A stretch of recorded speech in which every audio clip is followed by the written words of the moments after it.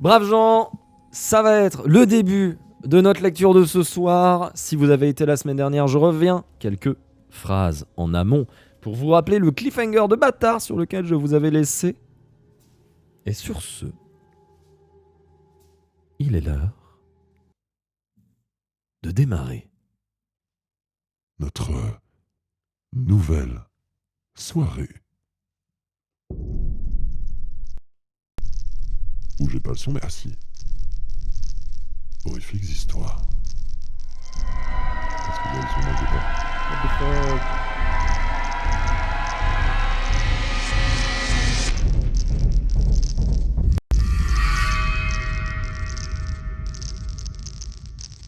Horrifiques histoires, donc je disais.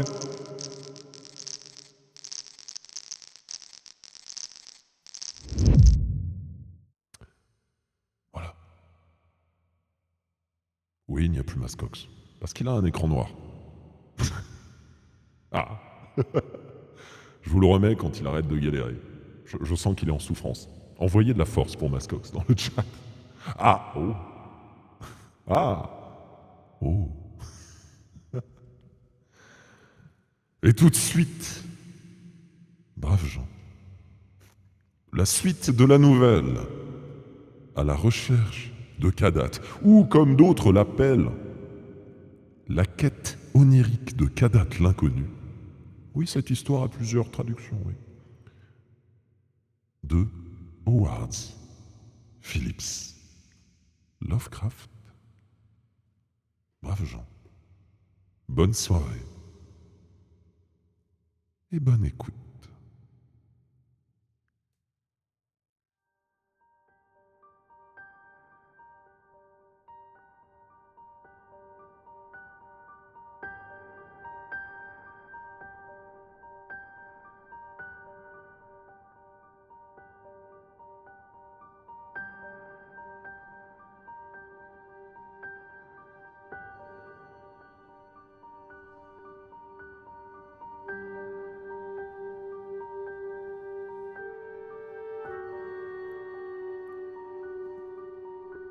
le troisième soir, après l'arrivée de la galère, l'un de ces marchands dont la vue met mal à l'aise lui adressa la parole, lui souriant avec gêne et lui laissant entendre que dans les tavernes, il avait ouï parler des recherches de Carter. Il semblait en avoir une connaissance trop secrète pour en parler en public. Et, bien que le son de sa voix fût insupportable et haïssable, Carter comprit que le savoir d'un voyageur qui venait de si loin ne devait pas être négligé. Il le pria donc d'être son hôte dans l'une des chambres particulières qui se trouvaient au-dessus de l'auberge, et pour lui délier la langue, offrit ce qui lui restait de vin de lune des Zougs. L'étrange marchand but lentement, mais continua à sourire comme si de rien n'était. Il sortit alors une curieuse bouteille pleine de vin, et Carter s'aperçut que cette bouteille n'était qu'un simple rubis creusé et grotesquement taillé de façon trop fabuleuse pour être rapporté. Il offrit du vin à son hôte, et bien que Carter n'en eût pris qu'une infime gorgée, il se sentit saisi par le vertige de l'espace et la fièvre de jungles insoupçonnées. Pendant tout ce temps, l'invité n'avait cessé de sourire de plus en plus largement, et tandis que Carter glissait dans le vide, la dernière chose dont il eut connaissance fut cet odieux visage noir, convulsé par un rire démoniaque. Il se souvint aussi d'un indicible phénomène qui se déroulait à l'endroit où l'une des 2 pointes frontales du turban orange avait été dérangée par les secousses de cette hilarité épileptique. Au milieu d'horribles odeurs, Carter reprit conscience dans une tente dressée sur le pont d'un navire, tandis qu'avec une anormale rapidité s'évanouissaient au loin les merveilleuses côtes de la mer du Sud.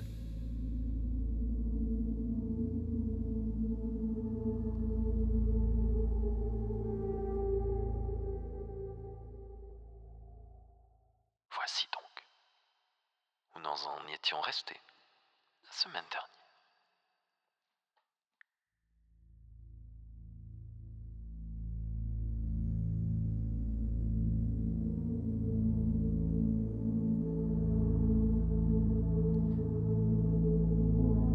Il n'était pas enchaîné, mais sardonique. 3 des sombres marchands se tenaient grimaçant près de lui, et la vue des pointes de leurs turbans le fit à nouveau presque s'évanouir, ainsi que la puanteur qui filtrait à travers les sinistres écoutilles. Il vit glisser près de lui les pays et les cités glorieuses dont, sur la terre, un compagnon de rêve, un gardien de phare de l'ancienne Kingsport, lui avait autrefois souvent parlé.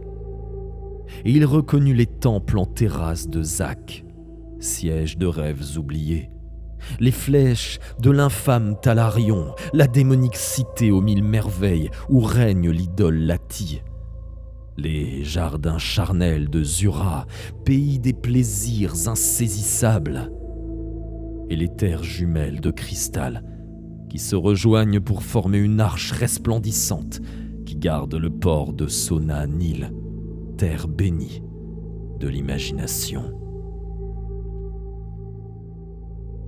Et merci charmé du follow et bienvenue. Après avoir dépassé ces riches pays, le bateau malodorant, dont la vitesse semblait accélérée par les mouvements anormaux des rameurs cachés dans ses flancs, se mit à voler de façon bizarre. Avant la tombée du jour, Carter s'aperçut que l'homme de barre n'avait pas d'autre direction que celle des piliers de basalte de l'ouest, par-delà lesquels la rumeur populaire dit que s'étend la Caterie. Mais les sages rêveurs savent bien que ces piliers ne sont que la porte d'une cataracte monstrueuse, à travers laquelle tous les océans du monde des rêves terrestres se déversent dans le néant de l'abîme et sont projetés à travers des espaces vides vers d'autres mondes, d'autres étoiles, et l'affreux néant extérieur à tout univers organisé où le prince des démons, Azathoth, grogne de colère au milieu d'un chaos plein de martèlements et des sifflements de l'infernale danse des autres dieux, êtres aveugles, aphones, ténébreux et dénués d'esprit, qui ont Nyarlathotep pour âme et messager.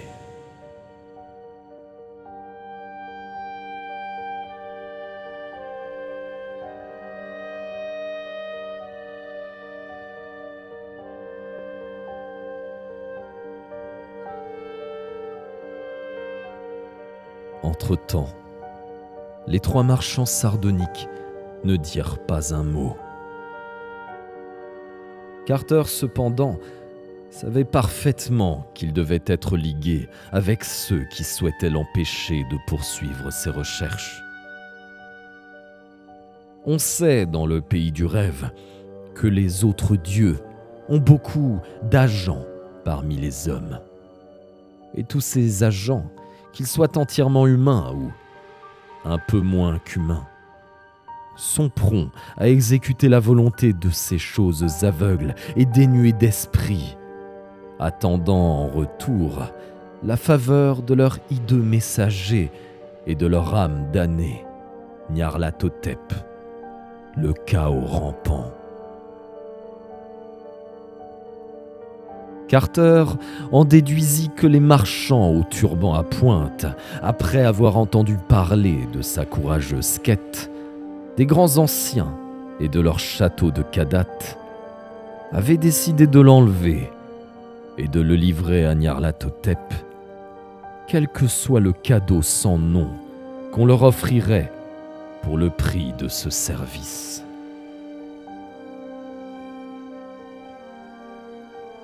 Carter n'arrivait pas à deviner quel pouvait être, dans notre univers connu ou dans les horribles espaces extérieurs, le pays de ces marchands.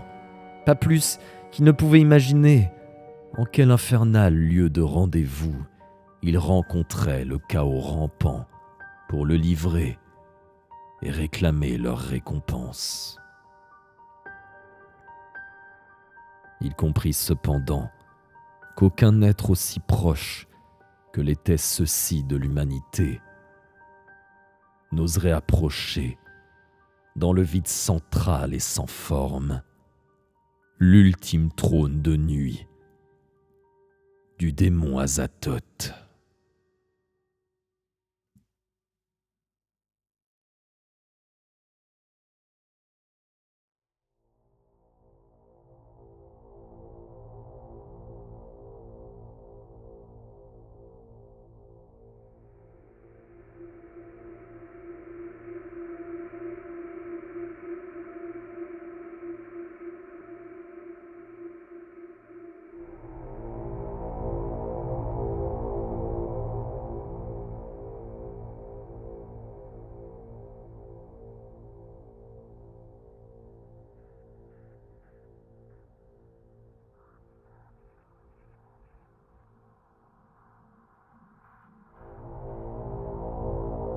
Au coucher du soleil, les marchands se jetant des regards affamés se mirent à lécher leurs lèvres anormalement larges. L'un d'eux descendit et rapporta de quelques cabines secrètes et nauséabondes un pot et un panier d'assiettes. Ils s'assirent alors les uns contre les autres sous la tente et mangèrent la viande fumante que, l'un à l'autre, ils se passaient.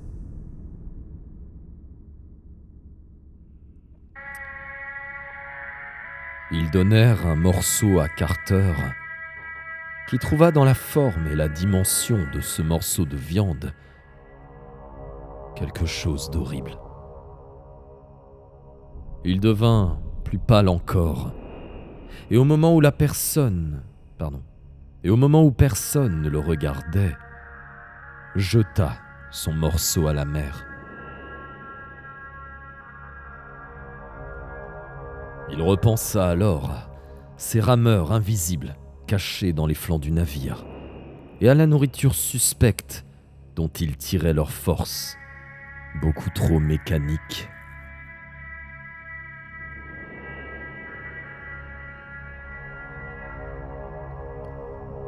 Il faisait nuit quand la galère passa entre les piliers de basalte de l'ouest. Et, sinistre, le grondement de l'ultime cataracte s'amplifia à l'avant. Son jet s'éleva, obscurcissant les étoiles. Le pont fut aspergé, et le vaisseau chancela dans le courant furieux du précipice. Avec un curieux sifflement, le bateau prit alors son élan et plongea. Dans un accès de terreur cauchemardesque, Carter sentit la terre se dérober, tandis que le grand navire, silencieux et semblable à une comète, s'élançait dans l'espace.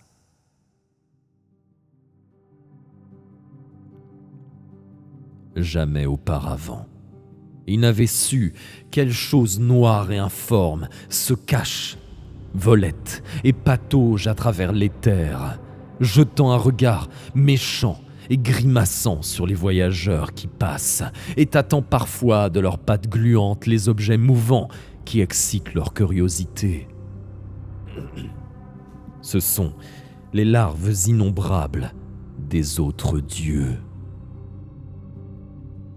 Comme eux, elles sont aveugles, dénuées d'esprit et possédées de faim et de soif singulières.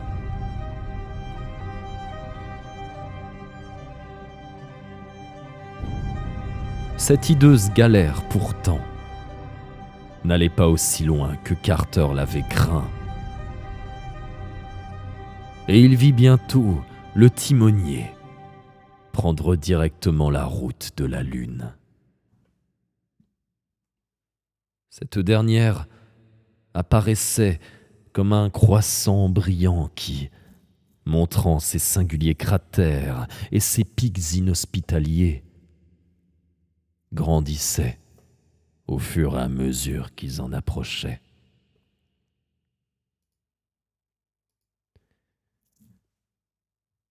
Le bateau se dirigeait vers son rivage, et il apparut bientôt clairement que ce côté secret et mystérieux, qui est toujours à l'opposé de la Terre, était sa destination. Côté qu'aucun être totalement humain n'a jamais contemplé, sauf peut-être le rêveur Sniretko.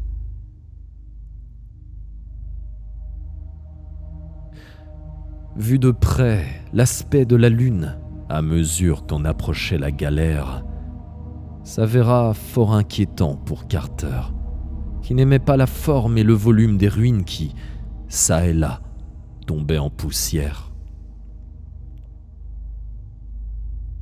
Sur les montagnes, les temples morts étaient situés de telle façon qu'ils ne pouvaient avoir été édifiés à la gloire de dieux normaux et naturels. Et dans la symétrie des colonnes brisées semblait se cacher une idée noire et secrète dont le sens refusait d'apparaître. Quelles avaient été les formes et les proportions des vieux adorateurs? Carter se refusa à le conjecturer.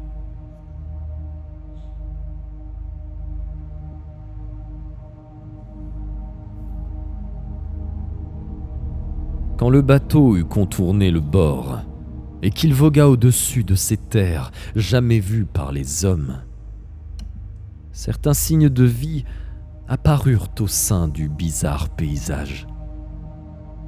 Et Carter aperçut un grand nombre de maisons larges, basses et rondes qui se dressaient au milieu de champs de champignons grotesques et blanchâtres.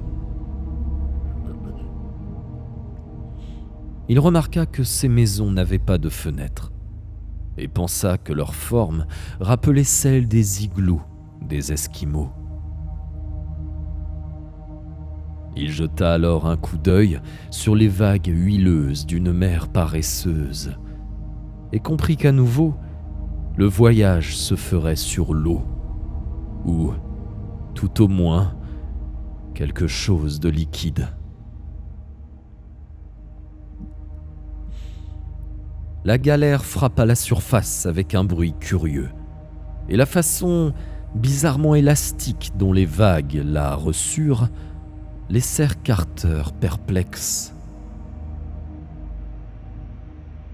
Ils glissaient maintenant à grande vitesse.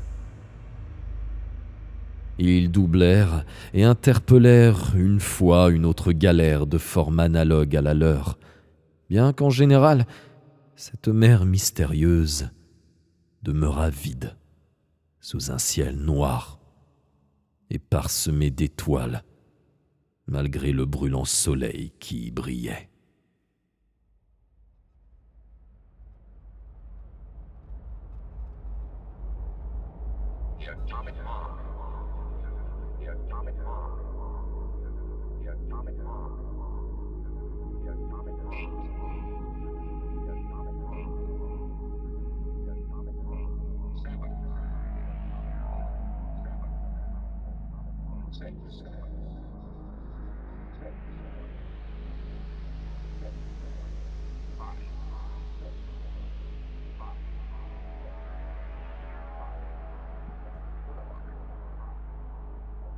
Pour l'instant, s'élevait à l'horizon une côte sans colline.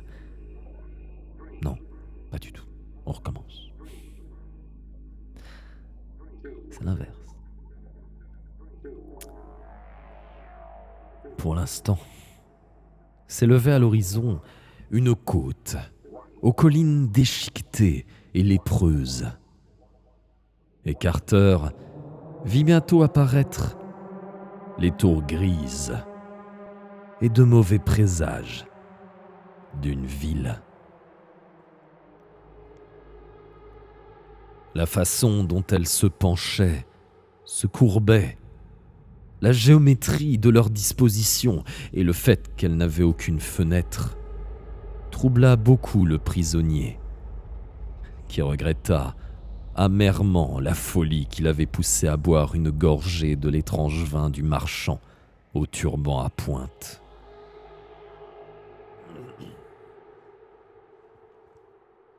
Tandis que la côte approchait et que la hideuse puanteur de cette ville devenait plus forte, il aperçut de nombreuses forêts sur les collines déchiquetées et constata que les arbres de quelques-unes d'entre elles ressemblaient à cet arbre de lune solitaire qui se dressait dans le bois enchanté et de la sève duquel les petits zougs bruns tiraient leur vin obscur.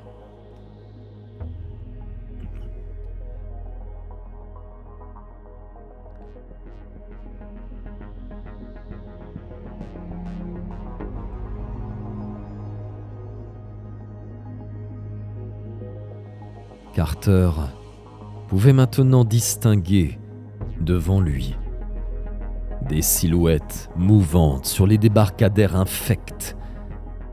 Et mieux il les distinguait, plus il les détestait et les craignait. Car, même approximativement,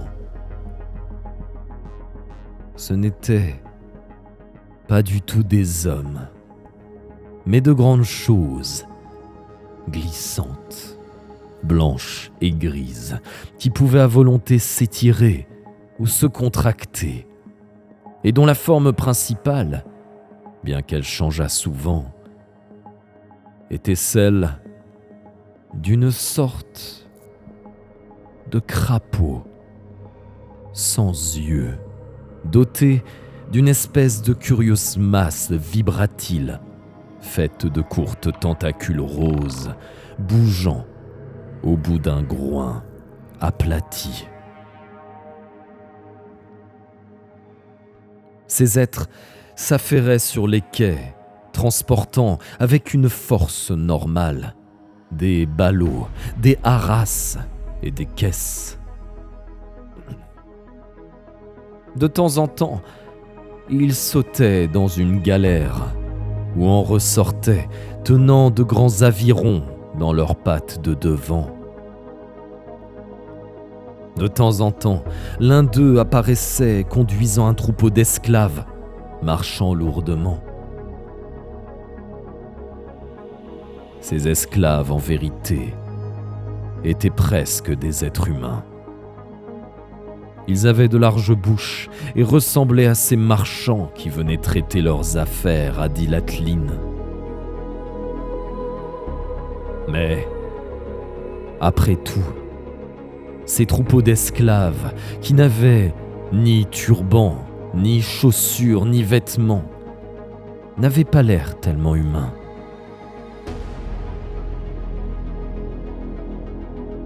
Parmi eux, les plus gros qu'une espèce de surveillant palpait pour juger de leur qualité, Certains étaient déchargés des bateaux et enfermés dans des cages soigneusement clouées, que des ouvriers poussaient ensuite sur de grosses voitures dans de bas entrepôts.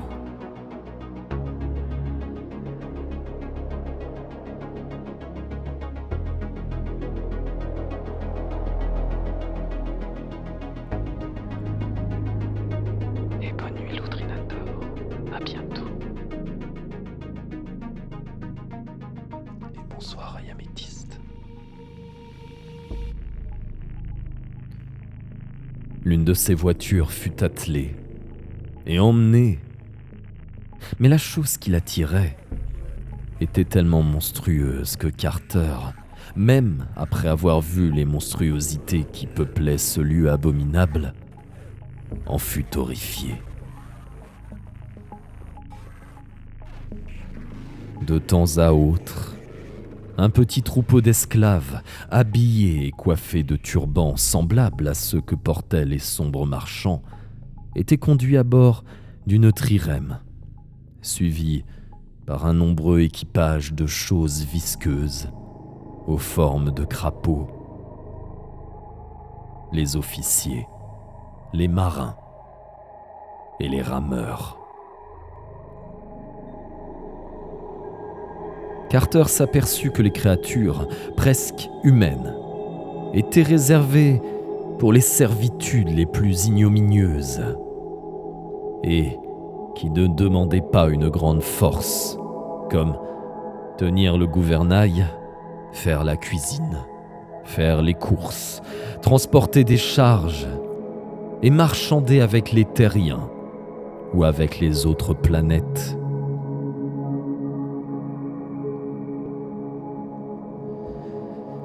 Ces créatures devaient offrir de grands avantages pour les relations terrestres.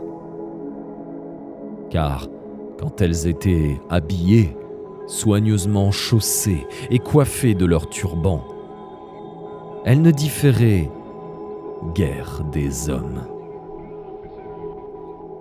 Elles pouvaient de plus discuter sans embarras dans les boutiques humaines.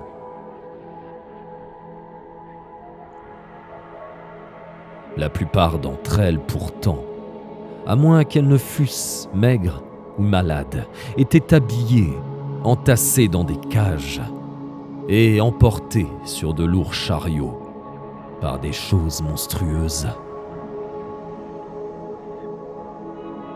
De temps en temps, d'autres êtres étaient aussi déchargés des navires et mis en cage. Certains d'entre eux ressemblaient aux créatures presque humaines. Certains autres, un peu moins. Et d'autres, pas du tout.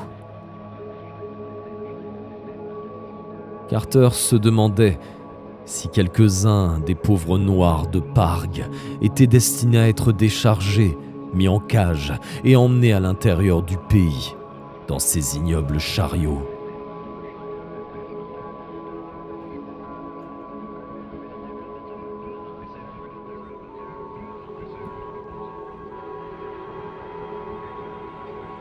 Quand la trirème aborda un quai graisseux, fait de roches spongieuses, une horde cauchemardesque de choses aux formes de crapauds se glissa hors des écoutilles.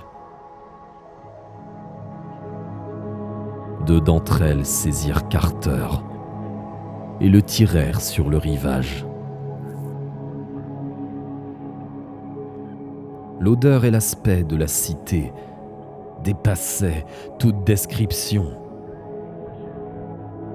Carter, en des images dispersées, ne put saisir que des rues pavées de tuiles, des entrées noires et des abîmes infinis de murs gris, verticaux et sans fenêtres.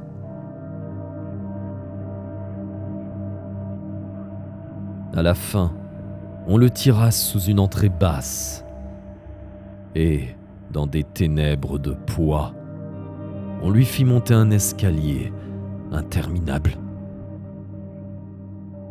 La lumière, le noir, apparemment importait peu à ces corps de crapauds. L'odeur du lieu était intolérable. Et une fois que Carter, conduit dans une chambre, y eut été abandonné,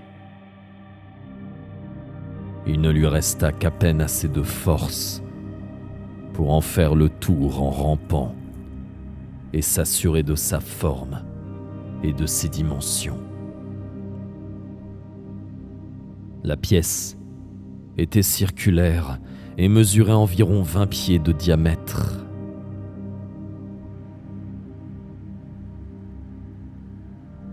À partir de cet instant, le temps cessa d'exister.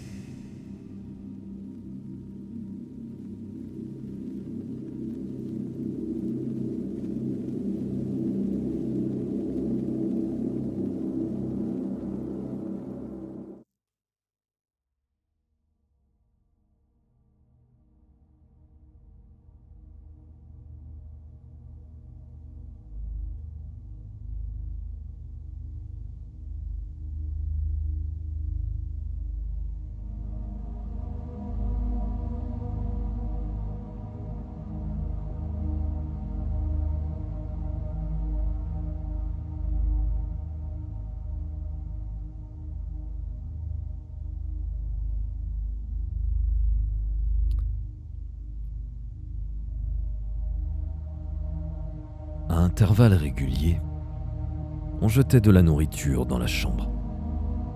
Mais Carter n'y touchait pas. Ce que serait son destin, il n'en savait rien. Mais il se doutait qu'on le gardait en attendant l'arrivée de l'infini Nyarlathotep, âme effrayante et effrayant messager des autres dieux. Finalement, après une indéterminable succession d'heures et de jours, la grande porte de pierre s'ouvrit largement et l'on entraîna Carter jusqu'aux rues éclairées de rouge de la terrifiante cité. Il faisait nuit sur la lune et partout dans la ville se tenaient des esclaves porteurs de torches.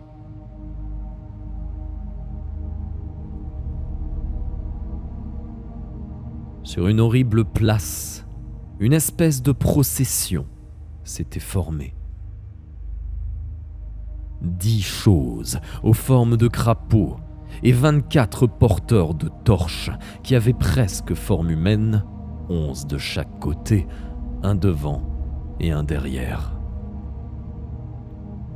Carter fut placé au milieu de l'alignement, 5 êtres au corps de crapaud devant lui, 5 derrière lui, et un porteur de torches, de forme presque humaine, de chaque côté. Certains de ces crapauds sortirent, avec un geste dégoûtant, des flûtes incrustées d'ivoire et en tirèrent des sons répugnants. La colonne se mit en marche sur cette musique infernale, à travers les rues tuilées, et gagnant les sombres plaines de champignons obscènes, commença bientôt l'escalade de l'une des basses collines en pente douce qui s'étendait derrière la ville.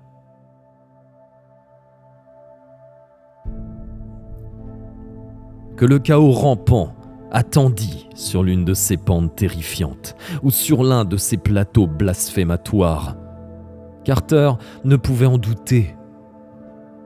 Il souhaitait que l'angoisse de l'attente finisse vite. Les lamentations de ces flûtes impies lui étaient insupportables, et il aurait donné des univers entiers pour un son même à demi normal. Mais ces choses n'avaient pas de voix, et les esclaves se taisaient. À travers les ténèbres piquetées d'étoiles, lui parvint alors un son normal qui retentit depuis les plus hautes collines et les pics escarpés qui se dressaient alentour. Ce cri fut saisi et renvoyé par l'écho en un chœur qui s'amplifia jusqu'au pandémonium.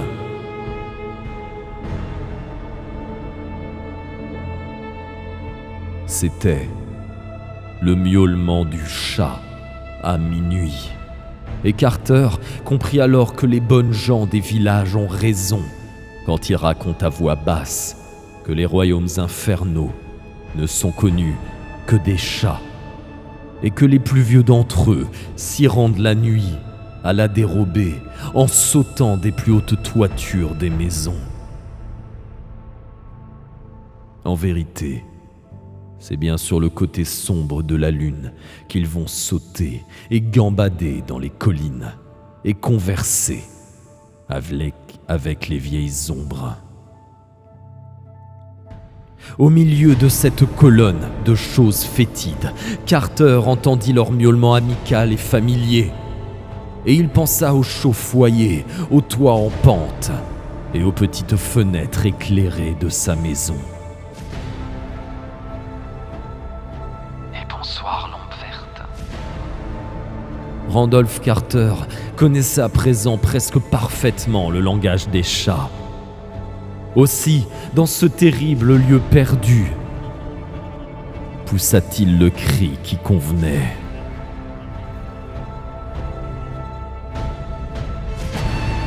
Il n'aurait cependant pas eu besoin de le faire, car dès qu'il ouvrit la bouche, il comprit que le cœur se rapprochait. Il vit des ombres vives sur les étoiles et de petites formes gracieuses qui, en rang serré, sautaient de colline en colline.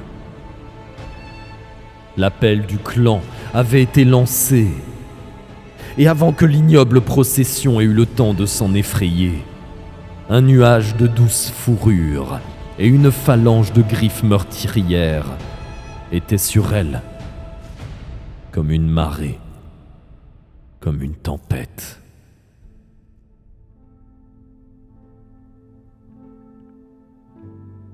Les flûtes s'arrêtèrent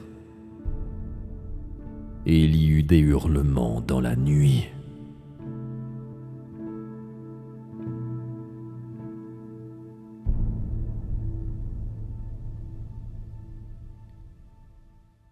Les formes presque humaines criaient en mourant.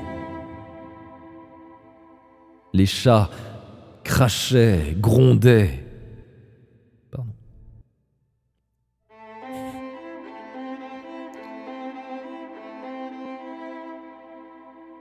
On va la reprendre pour que ce soit propre. Les formes presque humaines criaient en mourant. Les chats crachaient, grondaient. Mais les êtres au corps de crapaud n'émettaient aucun son, tandis que leur salive verdâtre et puante se liquéfiait horriblement sur la terre poreuse et les champignons obscènes.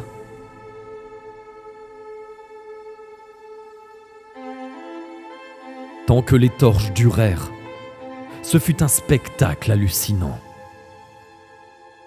Carter, jamais auparavant, n'avait vu tant de chats. Il y en avait des noirs, des gris, des blancs, des jaunes, des tigrés. Il y avait des chats de gouttière, des chats persans, tibétains, angora, égyptiens. Et dans la furie de la bataille, planait sur eux une part de ce sacré profond et inviolable qui, autrefois, dans les temples de Bubastis, leur conféra un caractère divin.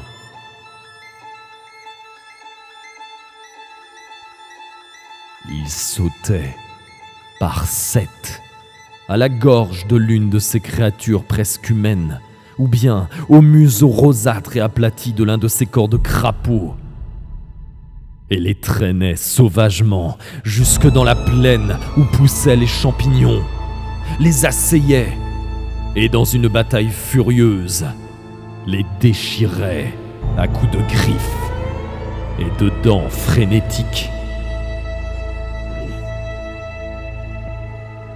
Carter avait arraché une torche aux mains d'un esclave abattu, mais il fut bientôt débordé par les vagues de ses loyaux défenseurs. Il s'étendit alors dans le noir absolu, écoutant les clameurs de la guerre, les airs des vainqueurs et le doux bruit des pattes de ses amis qui par-dessus lui sautaient dans la mêlée. La terreur et la fatigue lui fermèrent bientôt les yeux. Il les rouvrit sur une étrange scène. Le grand disque brillant de la Terre, 13 fois plus grand que celui de la Lune tel que nous la voyons, s'était levé, inondant d'une lumière surnaturelle le paysage lunaire. Sur toute l'étendue du plateau sauvage et sur les crêtes déchiquetées, s'étendait une mer infinie de chats, rangés dans un ordre parfait.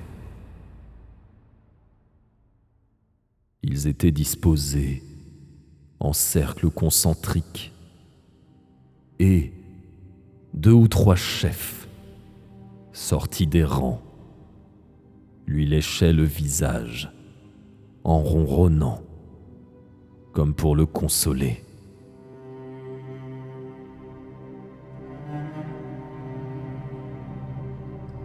Des crapauds et des esclaves morts, il ne restait à peu près plus rien. Mais Carter, un peu plus loin, dans l'espace découvert qui les séparait des guerriers, crut voir un os.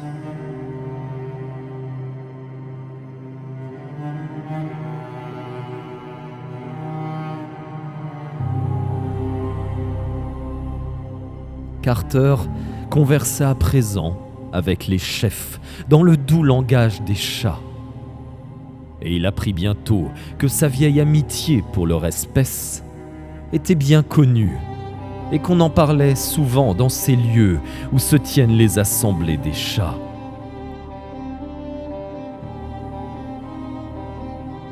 Sa traversée de l'Ultar avait été fort remarquée et les vieux chats se souvenaient de la façon dont il les avait caressés après qu'il eut surveillé les zougs en colère.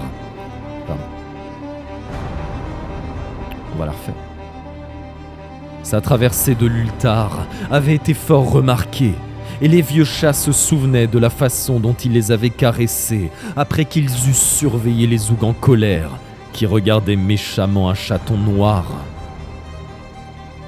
Ils lui rappelèrent aussi comment il avait accueilli le tout petit chat venu le voir à l'auberge et comment, le matin avant de partir, il lui avait donné une assiette de riche crème.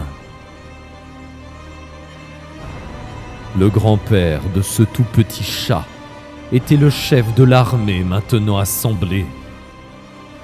Il avait vu l'infernale procession du sommet d'une colline éloignée et reconnu le prisonnier, ami juré de son espèce, aussi bien sur terre que dans le pays des rêves.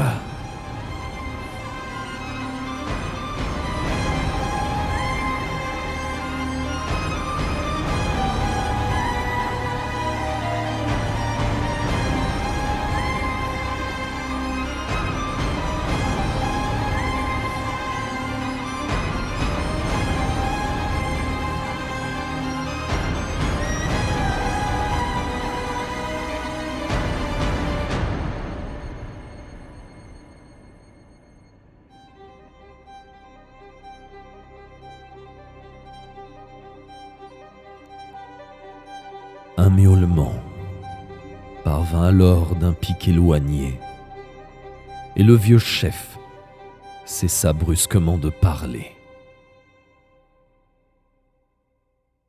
C'était l'un des éclaireurs de l'armée, posté sur la plus haute des montagnes pour surveiller les plus dangereux de tous les ennemis redoutés par les chats de la terre.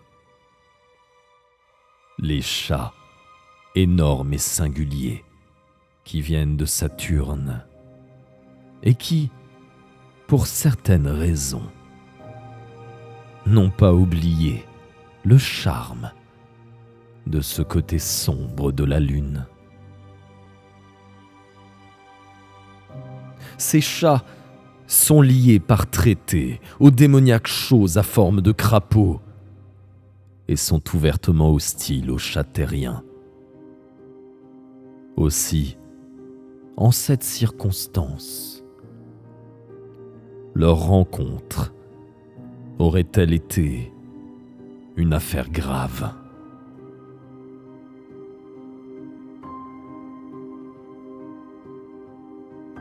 Après une brève conversation entre les généraux, les chats se dressèrent et, se rangeant en formation serrée, entourèrent Carter afin de le protéger. Ils se préparaient à faire le grand saut qui, à travers l'espace, les ramènerait sur les hautes toitures du pays terrestre des rêves. Le vieux maréchal conseilla à Carter de se laisser passivement porter par les rangs serrés des sauteurs à fourrure, lui enseigna comment sauter en même temps que les autres et comment atterrir en douceur quand ils atterriraient. Il lui offrit aussi de le déposer où il voudrait. Carter choisit la cité de Dilatline, d'où était partie la noire trirème, car il désirait depuis ce port naviguer vers Oriab et gagner la crête sculptée du N'Granek. Il désirait aussi avertir le peuple de la ville de n'avoir plus aucun rapport avec les noirs trirèmes, si toutefois cette rupture pouvait se faire avec tact et diplomatie. Sur un signal, tous les chats s'élancèrent alors avec grâce, emportant leur ami en sécurité, serré au milieu d'eux, tandis que sur le sommet impie des montagnes lunaires, Nyarlathotep, le chaos rampant, attendait vainement dans un antre obscur.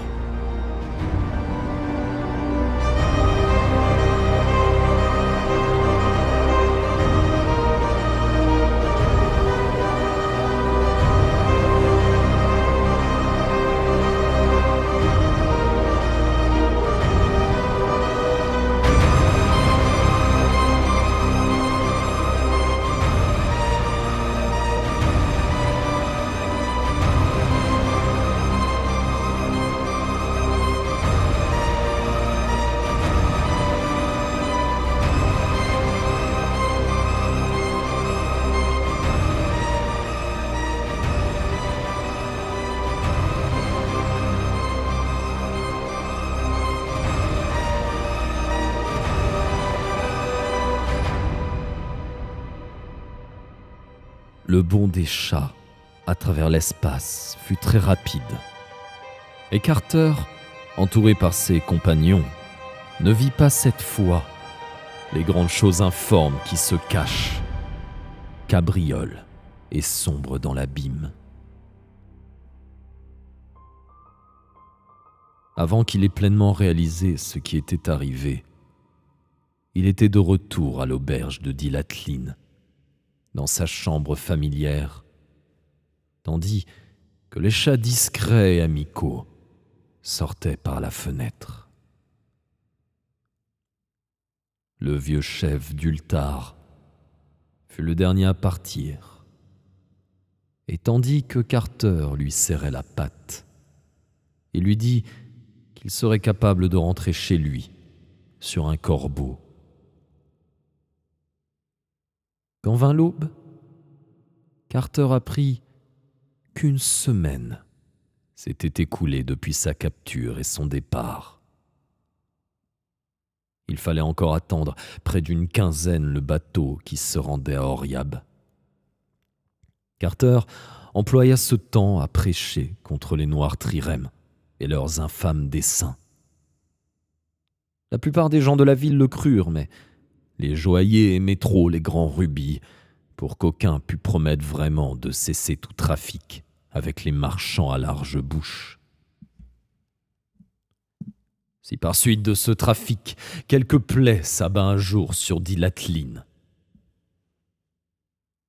ce ne sera pas sa faute.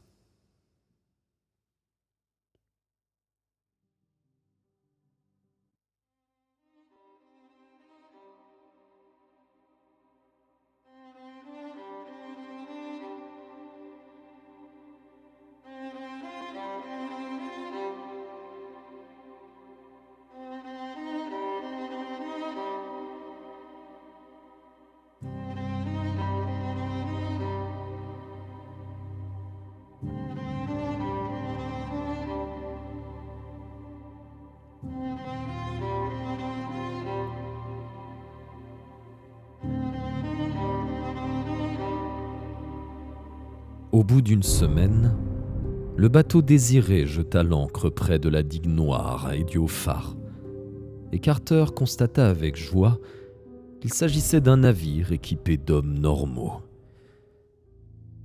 Les flancs de ce navire étaient peints. Il avait des voiles latines de couleur jaune, et son capitaine aux cheveux gris était vêtu de robes de soie. La cargaison était composée de résines parfumées venues de l'intérieur d'Oriab, de poteries délicates cuites par les artistes de Baarna et d'étranges petites figurines sculptées dans la vieille lave du Ngranek. Tout cela fut échangé contre la laine d'Ultar, les textiles irisés de Hateg, et contre cet ivoire que les Noirs travaillent à Pargue, de l'autre côté de la rivière. Carter arrangea son voyage à Baarna avec le capitaine et apprit que la traversée durerait 10 jours. Durant la semaine d'attente, il discuta beaucoup du Ngranek avec ce capitaine, qui lui raconta que très peu de gens avaient vu le visage sculpté dont il parlait. La plupart des voyageurs, il est vrai, se contentent d'écouter les légendes que racontent les vieilles gens, les ramasseurs de lave et les sculpteurs de figurines. Et, de retour dans leur lointain foyer, disent qu'ils ont réellement contemplé le visage de Pierre. Le capitaine n'était pas sûr qu'aucun homme actuellement vivant l'ait jamais contemplé, car il se trouve sur une face du Ngranek très difficile d'accès, dénudée et sinistre, et l'on chuchote que, près du pic, s'ouvrent des grottes où se terrent les maigres bêtes de la nuit.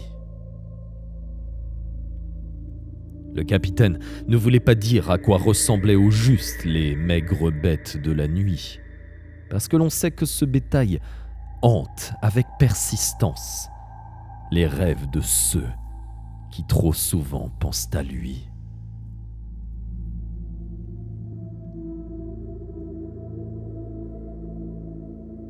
Carter interrogea alors le capitaine sur Kadat, la ville inconnue qui se dresse dans l'immensité froide, et sur la merveilleuse cité du soleil couchant.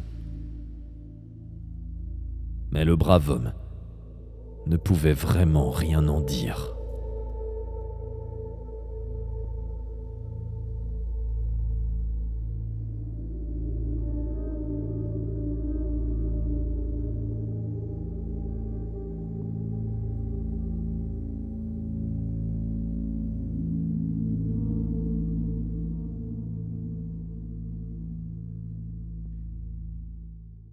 Carter quitta Dilatline un matin, très tôt, à l'heure où change la marée, et contempla les premiers rayons du soleil levant sur les minces tours angulaires de cette triste ville de basalte.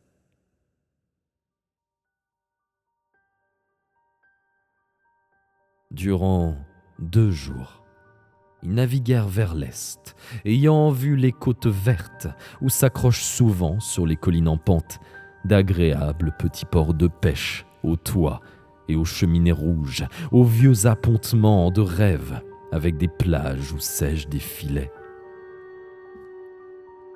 Le 3e jour, ils virèrent vers le sud, et le courant étant plus fort, il n'y eut bientôt plus aucune terre en vue.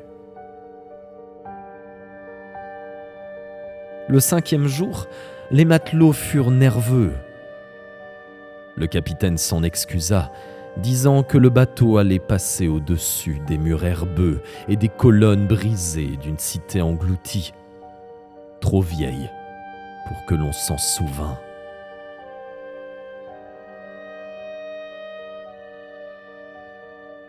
Et merci du follow West 47. Bienvenue.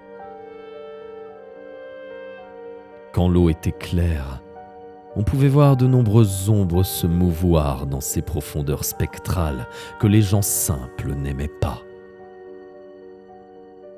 Il reconnut en outre que beaucoup de bateaux s'étaient perdus dans cette région de la mer.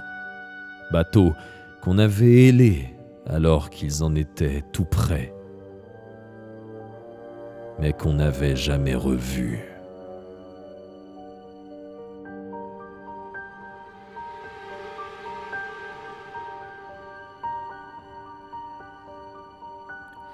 Cette nuit-là fut très claire, et l'on put voir très profondément dans la mer.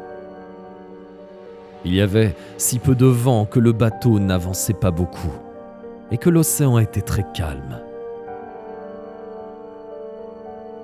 En se penchant par-dessus le bastingage, Carter vit un grand nombre de brasses de profondeur, le dôme d'un grand temple, et face à lui, une avenue de sphinx conduisant à ce qui fut un jour un jardin public. Les dauphins entraient et sortaient joyeusement des ruines, les marsouins apparaissaient gauchement çà et là, venaient parfois à la surface et sautaient hors de l'eau.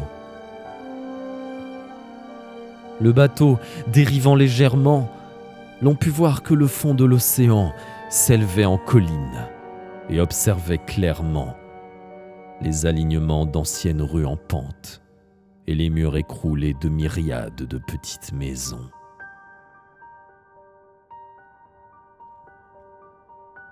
Les faubourgs apparurent alors, et finalement un grand bâtiment isolé sur une colline. Son architecture était plus simple que celle des autres constructions.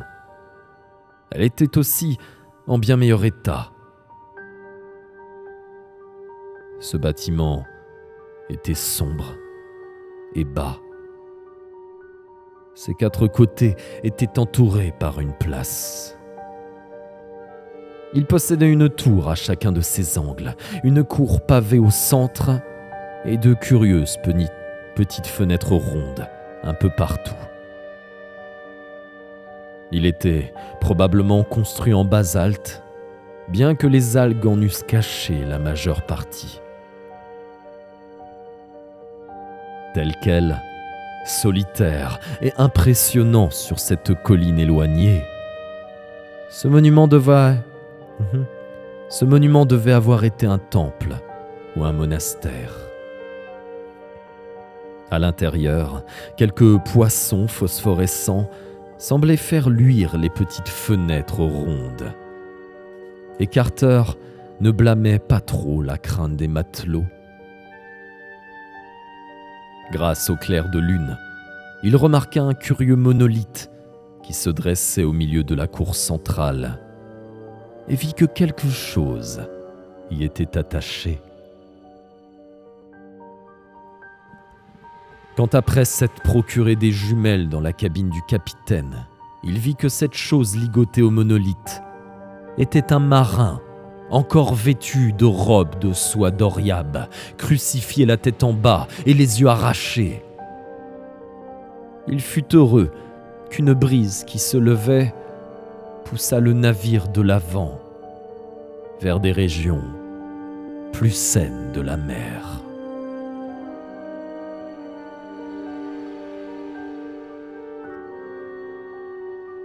Le jour suivant, ils hélèrent un bateau aux voiles violettes qui faisait route vers Zare, au pays des rêves oubliés, avec une cargaison de bulbes de lys aux étranges couleurs.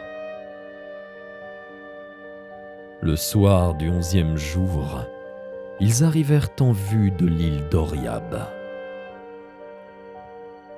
Le Ngranek s'élevait au loin, déchiqueté et couronné de neige.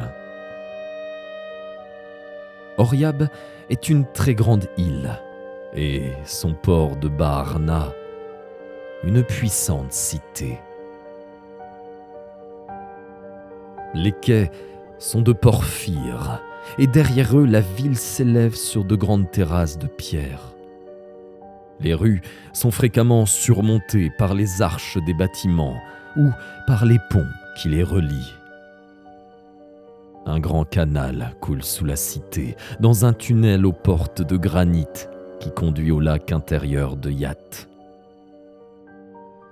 Sur les rives de ce lac éloigné se dressent les vastes ruines en briques d'argile d'une première cité dont on ne se rappelle pas le nom.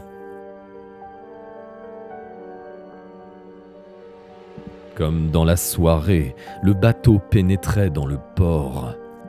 Les deux phares jumeaux de Thon et de Tal brillèrent en signe de bienvenue, tandis que, derrière les millions de fenêtres des terrasses de Baharna, s'allumaient paisiblement de douces lumières et que graduellement les étoiles clignotaient au-dessus de leurs têtes dans les ténèbres. La ville, aux rues en pente, devint alors semblable à une étincelante constellation suspendue entre les étoiles du ciel et le reflet de ces étoiles dans la mer calme.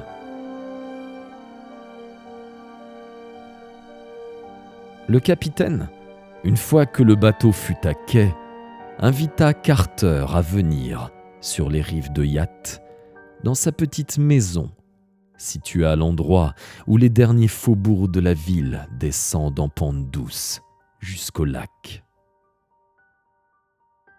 Sa femme et ses domestiques apportèrent pour le plus grand délice du voyageur d'étranges mets savoureux. Au cours des jours qui suivirent, Carter s'informa des rumeurs et des légendes qui couraient sur le Ngranek dans toutes les tavernes et dans tous les lieux publics où se rencontrent les ramasseurs de lave et les sculpteurs de figurines. Il n'en trouva aucun qui ait fait l'ascension des hautes pentes ou qui ait vu le visage de Pierre.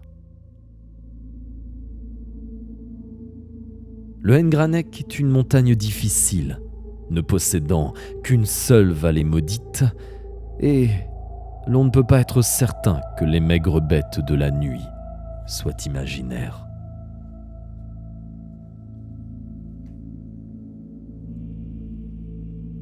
Quand le capitaine retourna à Dilatlin, Carter s'installa dans une ancienne taverne donnant sur une allée de marche dans la vieille ville qui est bâtie en briques et ressemble aux ruines qui se dressent sur l'autre rive du Yat. Il y élabora ses plans pour l'ascension du Ngranek et y fit la synthèse de tout ce qu'il avait appris des ramasseurs de lave sur les routes qui y conduisent. Le gérant de la taverne était un très vieil homme, et il avait entendu raconter tant de légendes que son aide était inappréciable. Il fit même monter Carter dans l'une des chambres hautes de la vieille maison et lui montra le dessin grossier qu'un voyageur avait un jour gravé dans le mur d'argile à cette époque reculée où les hommes étaient plus audacieux et plus disposés à se rendre sur les pentes du Ngranek.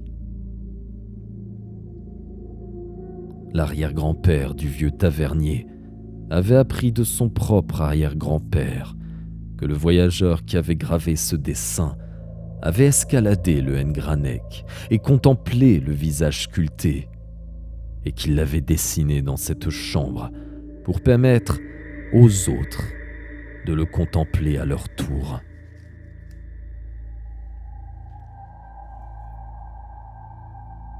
Carter, cependant, fut en proie à des doutes sérieux, car sur le mur, les grands traits rudes avaient été faits à la hâte et sans soin, et étaient recouverts par une foule de petites formes proches du pire mauvais goût. Des cornes, des ailes, des griffes et des queues enroulées.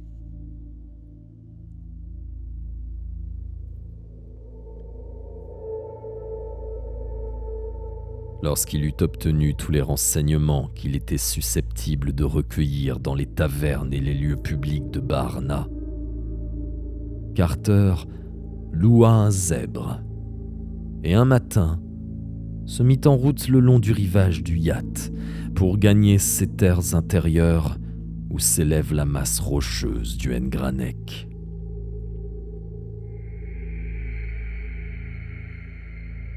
À sa droite se dressaient des collines arrondies, d'agréables vergers et de petites fermes propres.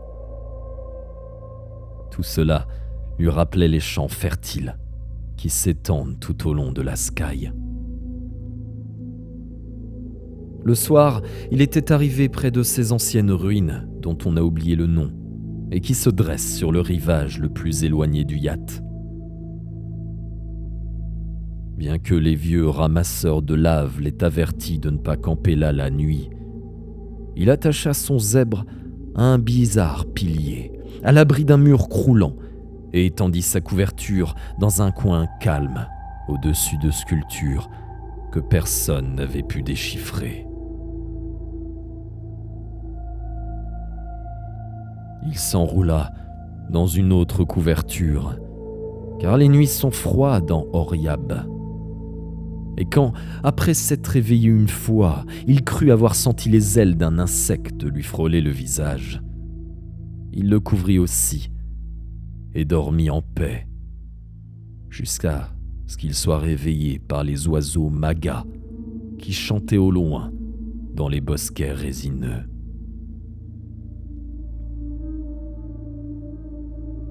Le soleil venait juste de se lever au-dessus de la grande pente sur laquelle s'étalent jusqu'aux rives désolées du Yacht les primitives fondations de briques, les vieux murs, les piliers craquelés et les antiques piédestaux.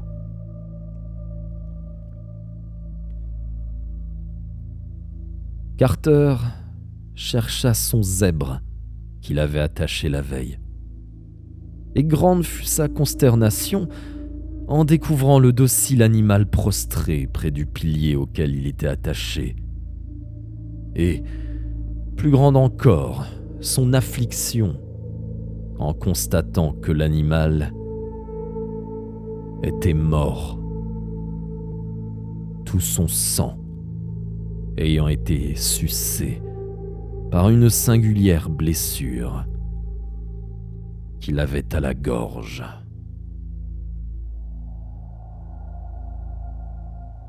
Les affaires de Carter étaient en désordre. Plusieurs babioles brillantes lui avaient été volées. Et il y avait, tout autour sur la poussière qui recouvrait le sol, de grandes empreintes de pieds palmés que d'aucune façon il ne put identifier.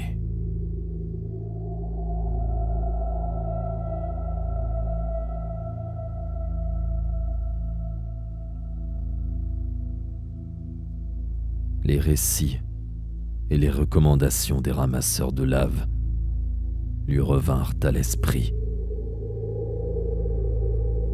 Et il repensa à ce qu'il avait frôlé durant la nuit. Il chargea ses affaires sur ses épaules, non sans un frisson, quand il constata que, tout près de lui, son chemin passait à travers les ruines, sous une grande ouverture béante, s'ouvrant bas dans le mur d'un vieux temple, et que loin, Au-delà, les marches descendaient dans le noir, à perte de vue.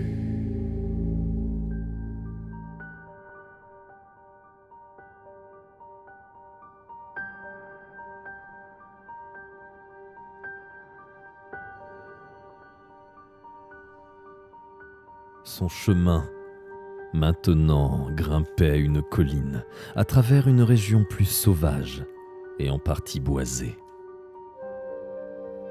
Il ne voyait plus que les huttes des charbonniers et le camp des ramasseurs de résine.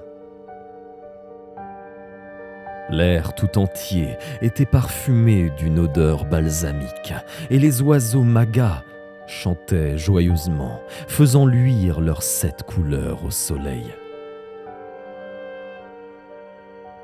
Vers le soir, il atteignit un nouveau camp où se trouvaient des ramasseurs de lave revenant des basses pentes du N'Granek avec leur chargement de sacs. Et merci frère Mao du follow, bienvenue.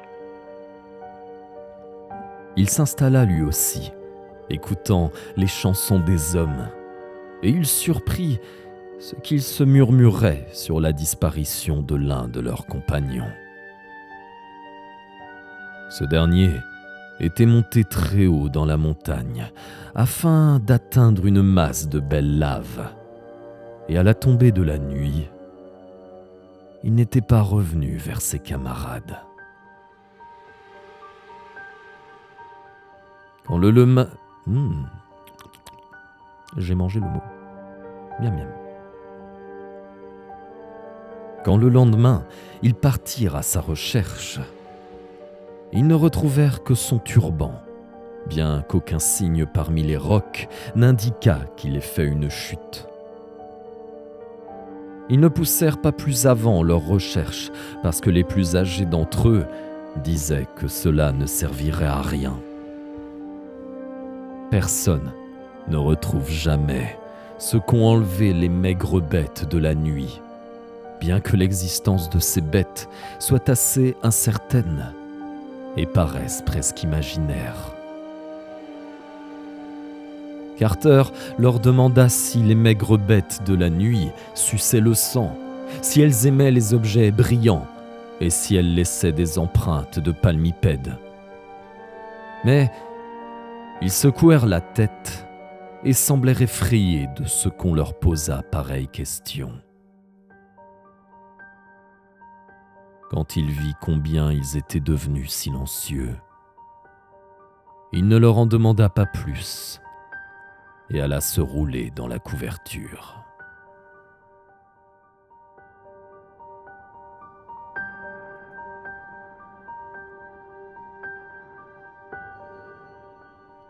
Le jour suivant, Carter se leva en même temps que les ramasseurs de lave, et ils échangèrent leurs adieux, puisque ceux-ci chevauchaient vers l'ouest, tandis que, lui-même monté sur un zèbre qu'il leur avait acheté, s'en allait vers l'est.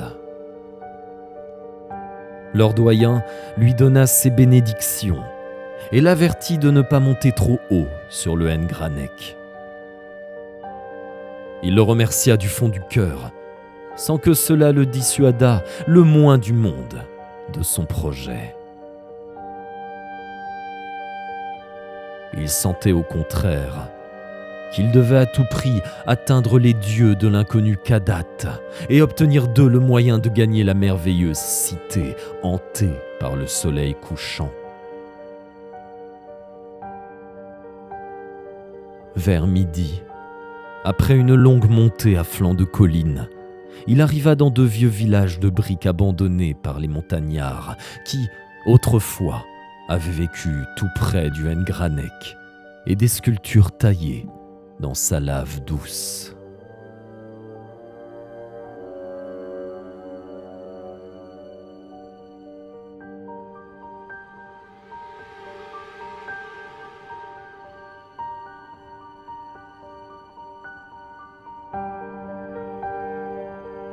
Ils avaient habité ici jusqu'à l'époque du grand-père du vieux tavernier, et sentit vers ce temps-là que leur présence déplaisait aux forces obscures. Les maisons s'étaient élevées jusqu'au sommet de la montagne.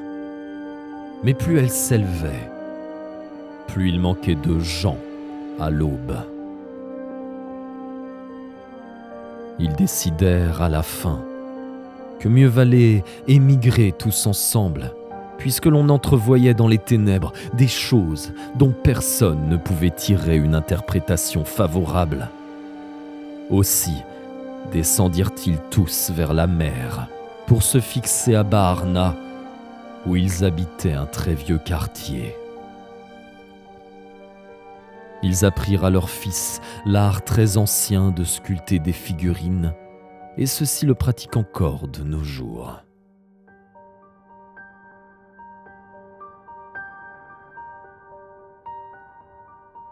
C'est de la bouche des descendants des exilés de la montagne que Carter avait entendu les meilleurs récits sur le Ngranek au cours de ses investigations dans les vieilles tavernes de Baarna.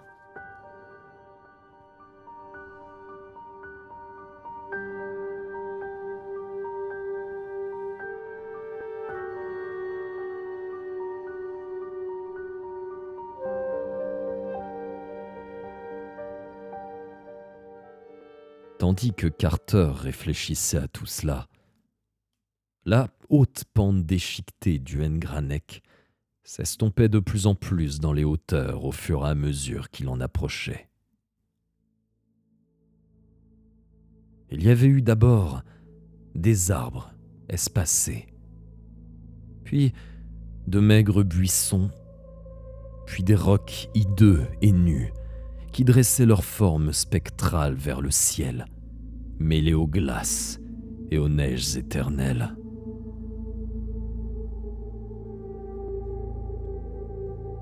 Carter pouvait apercevoir les crevasses et la rugosité des pierres sombres. Spectacle peu engageant pour celui qui risquait l'escalade.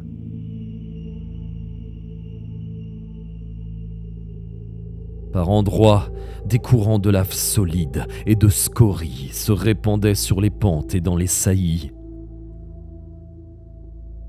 90 éternités auparavant, avant même que les dieux dansassent sur son pic pointu, la montagne crachait du feu et retentissait des grondements du tonnerre souterrain.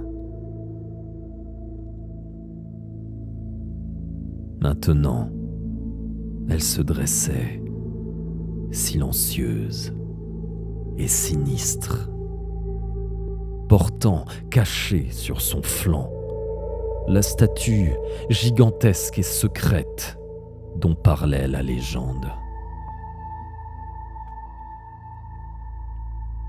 Des cavernes s'ouvraient quelque part, qui pouvaient être vides et solitaires au fond de leurs vieilles ténèbres, mais qui pouvaient aussi, si la légende disait vrai, abriter des horreurs dont la forme n'était même pas soupçonnable.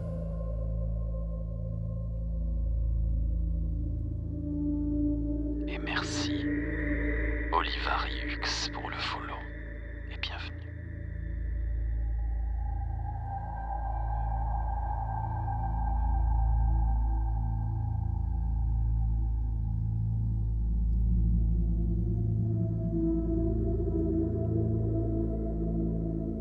Le sol, parsemé de chênes rabougris, d'arbres calcinés, d'éclats de roches, de lave et de scories, s'élevait jusqu'au pied du Ngranek.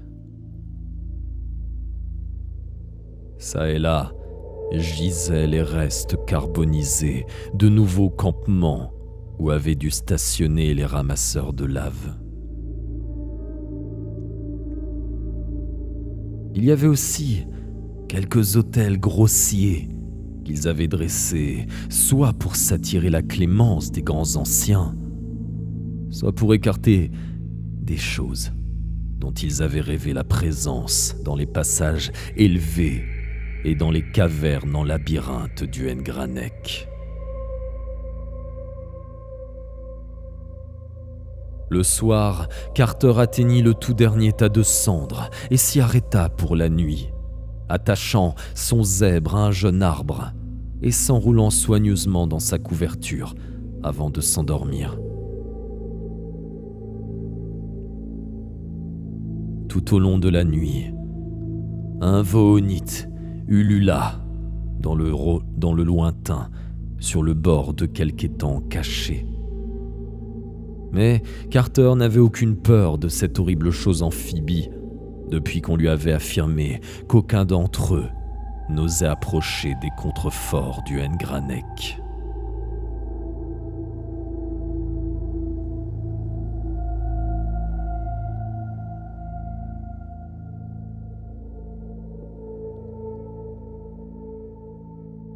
Dans le soleil levant, Carter commença sa longue ascension, emmenant son zèbre aussi loin que la bête put le suivre utilement. Puis, l'attachant à un arbre calciné, lorsque la pente du bois devint trop forte.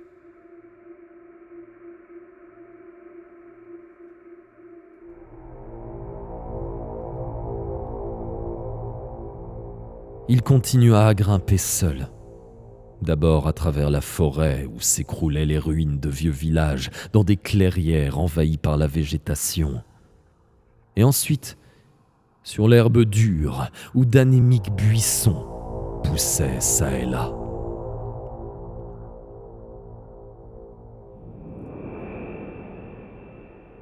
Il regretta d'avoir quitté l'abri des arbres. Maintenant que la pente devenait très raide et que l'ensemble du paysage était plutôt vertigineux. À la longue, chaque fois qu'il se retournait, il commençait à discerner toute la campagne qui s'étendait au-dessous de lui. Les huttes abandonnées des sculpteurs de figurines, les bosquets d'arbres à résine, les camps des ramasseurs de résine, les bois où nichent et chantent les prismatiques magas, et même, au loin, les vagues rives du Yacht et les crêtes de ces vieilles ruines interdites dont on a oublié le nom.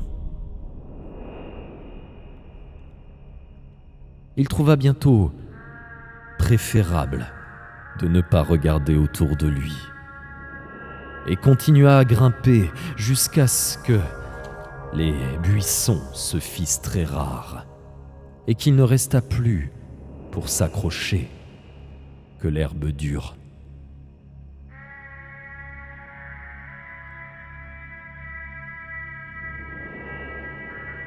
Le sol devint alors très pauvre, parsemé de grandes plaques de rocs nus et de crevasses où de temps en temps apparaissait un nid de condor. À la fin, il n'y eut plus rien d'autre que le roc dénué de telle sorte que même sans un violent vent contraire, il eût été difficile de monter plus haut. Les bosses, les saillies et les aspérités l'aidaient beaucoup, et il lui était réconfortant d'apercevoir par moments, dans la pierre friable, les marques grossièrement gravées de quelques ramasseurs de lave, et de savoir que de normales créatures humaines étaient passées là, avant lui. Plus haut, la présence de l'homme se manifestait encore par des prises pour les mains et pour les pieds, taillées où c'était nécessaire, et par des excavations montrant qu'on avait trouvé là quelques belles veines de lave. Une étroite corniche avait été artificiellement creusée à un endroit afin de permettre d'atteindre assez loin sur la droite de la principale ligne d'ascension un sillon particulièrement riche. Une fois ou deux, Carter s'aventura à jeter un coup d'œil alentour, et il fut presque stupéfait par l'immensité du paysage qui s'étendait au-dessous de lui. Il pouvait voir toute l'île jusqu'à la côte, et les terrasses de pierre de Baarna, ainsi que la fumée de ses cheminées rendues magiques par la distance. Au-delà s'étendait la mer du Sud, illimitée, et tous ses curieux secrets.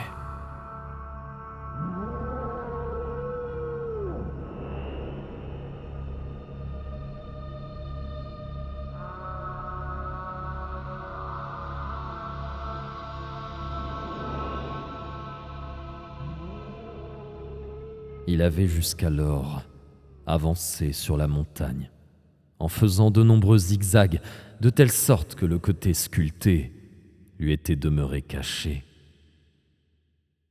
Carter aperçut alors une saillie qui, montant sur la gauche, lui sembla aller dans la direction qu'il voulait prendre. Il s'y engagea, espérant qu'elle continuerait.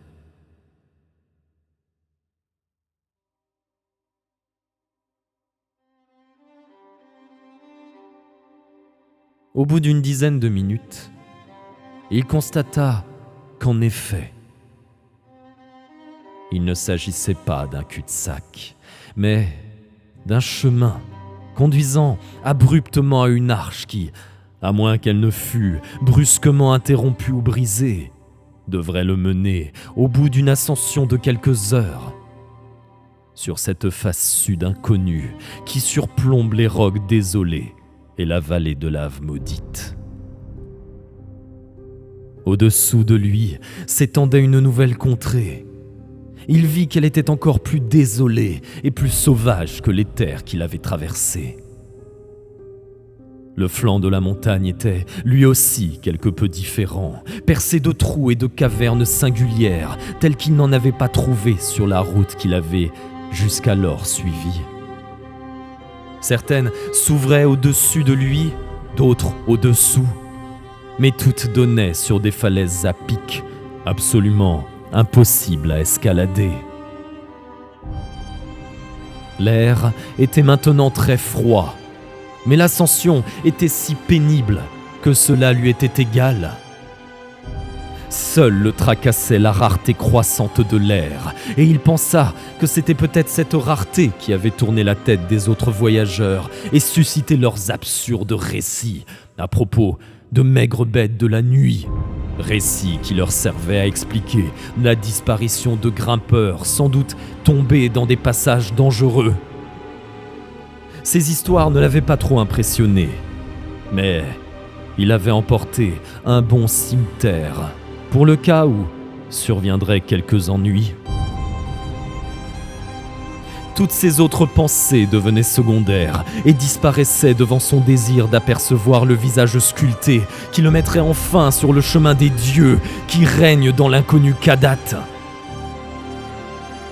Il atteignit à la longue le glacier torturé qui s'étendait dans les plus hauts espaces et, contournant complètement le N'Granek, il gagna sa face cachée, découvrant au fond des gouffres infinis qui s'ouvraient au-dessous de lui, les roches et les stériles abîmes de lave qui témoignaient de la vieille colère des grands anciens.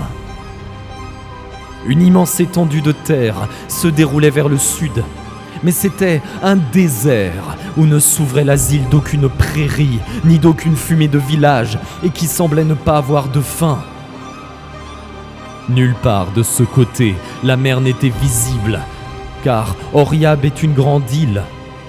De noires cavernes et de curieuses crevasses s'ouvraient nombreuses sur les parois abruptes des falaises, mais aucune d'entre elles n'était accessible. Un énorme surplomb empêchait maintenant de voir le sommet, et Carter craignit un moment qu'il ne s'avère infranchissable. Seul, sur le roc incertain, sans cesse balayé par le vent, seul, à des miles au-dessus de la terre, n'ayant d'un côté que l'espace et la mort, et de l'autre que des murs abrupts et glissants. Il connut un moment la peur qui fait s'enfuir les hommes, loin de la face secrète du N'Granek. Il ne pouvait retourner, car le soleil était déjà trop bas. S'il n'y avait pas d'issue vers le sommet, la nuit le trouverait accroupi sur cette faille. Et à l'aube, il aurait disparu.